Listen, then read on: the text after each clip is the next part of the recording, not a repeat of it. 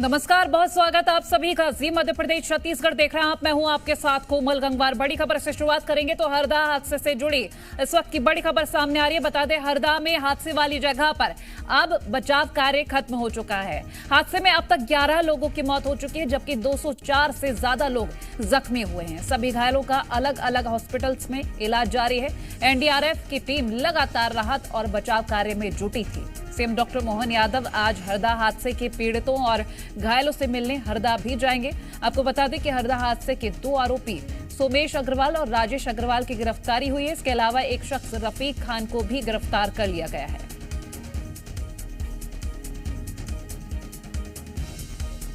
बड़ी खबर आपसे साझा कर रहे हैं। ऑपरेशन हरदा खत्म हो चुका है और हादसे में करीब अब तक 204 लोग जख्मी हुए हैं। इलाज जारी है अलग अलग हॉस्पिटल्स में, क्योंकि इतनी बड़ी संख्या में ये लोग घायल हुए हैं जिनको अलग अलग अस्पताल में भेजा गया है। आपको बता दें, जब ये हादसा हुआ था उससे पहले ही जब रेस्क्यू किया जा रहा था तभी ये निर्देश दे दिए गए थे कि हर हॉस्पिटल में पर्याप्त इंतजाम किए जाएं, ताकि कहीं भी यदि मरीज जाते हैं तो उन्हें इलाज मिल पाए। हरदा से आकाश द्विवेदी हमारे साथ लाइव जुड़ गए हैं। आकाश, रेस्क्यू खत्म कर दिया गया है, ताजा तस्वीरें क्या है, दिखाइएगा जरा। देखिए, जो मलबा है, मलबे को खंगाला जा रहा है। इसके साथ ही सर्चिंग भी एनडीआरएफ और एसडीआरएफ की टीम कर रही है, क्योंकि मलबे के भीतर जो आग लगी थी वो आग अभी भी धधक रही, तो उसे बुझाने की कोशिश की जा रही है। ताज़ा अपडेट इस वक्त ये है कि यहाँ पर कांग्रेस का एक प्रतिनिधिमंडल घटना का पूरा जायजा लेने पहुंचा है और इस प्रतिनिधिमंडल में कांग्रेस के प्रदेश अध्यक्ष जीतू पटवारी हैं, इसके साथ ही सज्जन सिंह वर्मा हैं और स्थानीय विधायक आर के दोगने हैं और पूर्व मंत्री पीसी शर्मा के साथ कई और अन्य नेता भी हैं जो यहाँ पर पूरे घटना की जानकारी ले रहे हैं। हालांकि अब तक जो कलेक्टर हैं वो यहाँ पर मौजूद नहीं है। इससे जो पीसीसी चीफ है वो नाराज दिखे काफी और उन्होंने कलेक्टर से फोन पर बातचीत भी की। पूरी घटना की जानकारी ले रहे हैं। इसके साथ ही उन्होंने परिजनों से भी मुलाकात की है और क्योंकि ये घटना बेहद गंभीर है और घटना के बाद से ही जो तमाम बड़े सवाल हैं वो सवाल पैदा हो रहे हैं, क्योंकि इस कंपनी की और भी जो पटाखा फैक्ट्रियां हैं वो संचालित हो रही थी और भी जो कांग्रेस है वो एक जांच समिति बनाई थी। उस जांच समिति से भी जांच करने के लिए कांग्रेस पार्टी ने अपील की थी। अब प्रदेश अध्यक्ष जो जीतू पटवारी हैं वो मीडिया से बातचीत कर रहे हैं, उनसे बातचीत करने की कोशिश करते हैं कि क्या उन्होंने अंदर जाके देखा और अफसरों ने क्या उन्हें जानकारी दी है। सब नीचे रखोगे कोई बात। ऐसा है कि सबसे पहले हम हॉस्पिटल में गए। हॉस्पिटल में जो अंदर काम कर रहे थे उन लोगों से बात की मैंने।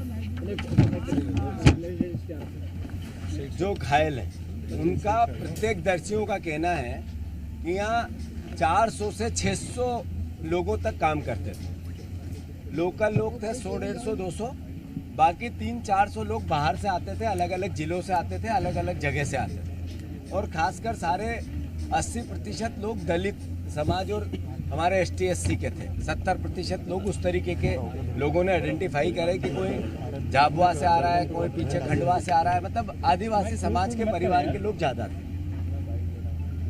अल्टीमेटली जब 500-600 लोग काम कर रहे हो, कम भी होंगे 400 होंगे, तब भी एक बेसमेंट था नीचे। बेसमेंट में 100 लोगों से ऊपर, 150 लोगों से ऊपर काम करते थे। पहली फ्लोर, दूसरी फ्लोर, तीसरी फ्लोर। जिस 15 किलो से ज़्यादा आप विस्फोटक नहीं रख सकते हो, बारूद नहीं रख सकते, ये नियम है। इतना बड़ा विस्फोट ये कहता है कि हजारों किलो बारूद था।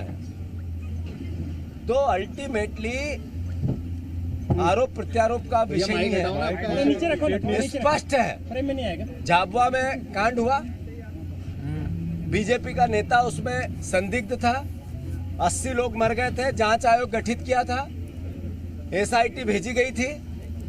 आज तक जांच रिपोर्ट पे क्या हुआ और दोषी कौन है, संदिग्ध के दायरे में है। अब आप देखो, मैं वहां से आके सीधा स्पॉट पे गया जब JCP चल रही है। JCPओं के चलने की प्रोसेस ऐसी है कि लाश कोई जिंदा बच भी जाए तो नहीं बच सकता, और फिर न फोरेंसिक का कोई आदमी दिख रहा है, न कोई एक्सपर्ट इस पूरे इस तरह के आपदा प्रबंधन का दिख रहा है। अल्टीमेटली एक तरह से रेस्क्यू ऑपरेशन के नाम पे जमीन को खोदा जा रहा है, मतलब केवल जेसीबी से जमीन को पलटी जा रही है। ये मैं समझता हूं कि लापरवाही का सबसे बड़ा उदाहरण है। इस सरकार को संज्ञान लेना था। सरकार का एक नुमाइंदा, यहाँ का मंत्री, यहाँ का प्रभारी मंत्री, इतने लोग मर गए, क्या 24 घंटे यहाँ रुक नहीं सकता था? यहाँ रह नहीं सकता था? यहाँ बैठ के रेस्क्यू ऑपरेशन में अपनी सहयोगिता नहीं दे सकता था? मुख्यमंत्री जी यहाँ से 100 किलोमीटर दूर है, हेलीकॉप्टर से आने में 10 मिनट लगते हैं, कल ही क्यों नहीं आए? अगर आप में इतनी संवेदनाएं सत्ता के मद में समाप्त हो गई है, तो फिर तो मध्य प्रदेश के वासियों, भगवान राम के सहारे हैं हम लोग। मैं सवाल है, जब रेस्क्यू ऑपरेशन चल रहा है तो क्यों फोरेंसिक की टीम नहीं है? सवाल है, कितने लोग नीचे दबे हुए? इतना बड़ा ब्लास्ट था, इतना तेज गति का ताप था, जो स्केल था आग का या विस्फोट का, उसमें लोहा भी पिघल जाए तो इंसान की हड्डियां कब गल गई पता ही नहीं चला। ये फोरेंसिक के लोगों ने, एक्सपर्ट लोगों ने जो वहां अंदर काम कर रहे हैं, उन्होंने मुझे बताया। तो कुल मिला के सैकड़ों की तादाद में लोग हताहत हुए। ये 10 और 11 की जो बातें हो रही है, ये मुख्यमंत्री जी सिर्फ बताई जा रही है। मैं आपसे अनुरोध करता हूं, गरीब की जान की कीमत नहीं है इस मध्य प्रदेश में। गरीब की जान की परवाह करो। आप अलग अलग तरीके से राशन दे के गरीब का वोट लेने की कोशिश करो, आपकी इच्छा, पर जान की कीमत करो। आप ये बताओ, आपने अभी तक हमने नाम सुना था कि शराब माफिया होता है, भू माफिया होता है, रेत माफिया, माइनिंग माफिया होता है। ये बारूद माफिया मध्य प्रदेश में काम कर रहा है। शर्म आती है। मांग है हमारी, जो लोग हताहत हैं उनको 25,000 50,000 की बात नहीं कर रही है सरकार। 10-10 लाख रुपए घायलों को देना चाहिए, 1-1 करोड़ मृतकों को देना चाहिए। रजिस्टर क्या था इनका मेंटेन करें, और जो लोग लापता है, मिसिंग है, उनका क्या होगा और उसको किस तरीके से मैपअप किया जाएगा, ये सरकार को निर्धारण करना चाहिए। और जो मिसिंग है उसके परिवारजनों को 1-1 करोड़ रुपए की व्यवस्था करके देनी चाहिए। बच्चियां 2-2 मेरे से अभी मिली, उसका पूरा परिवार मिला, माता पिता दोनों चले गए। छोटे छोटे बच्चे, महिलाएं काम करने आती थी तो साथ लाती थी, कितने सुहा हो गए पता ही नहीं चला।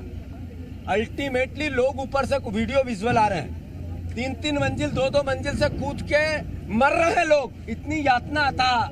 मतलब ये एक तरह का सरकार द्वारा निर्मित क्राइम है। इससे पहले जब इस तरह के विस्फोट हुए थे तो मुख्यमंत्री तात्कालीन ने कैसी बड़ी बड़ी बातें की थी।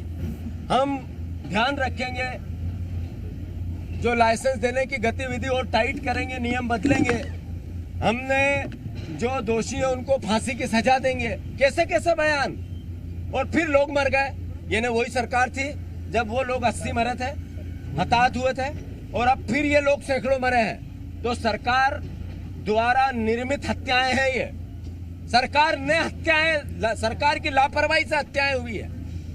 एक मंत्री रेस्क्यू ऑपरेशन में नहीं रह सकता सरकार का, इससे ज्यादा बड़ी लापरवाही तो कुछ नहीं हो सकती है। एसआईटी का गठन होना चाहिए जल्दी से।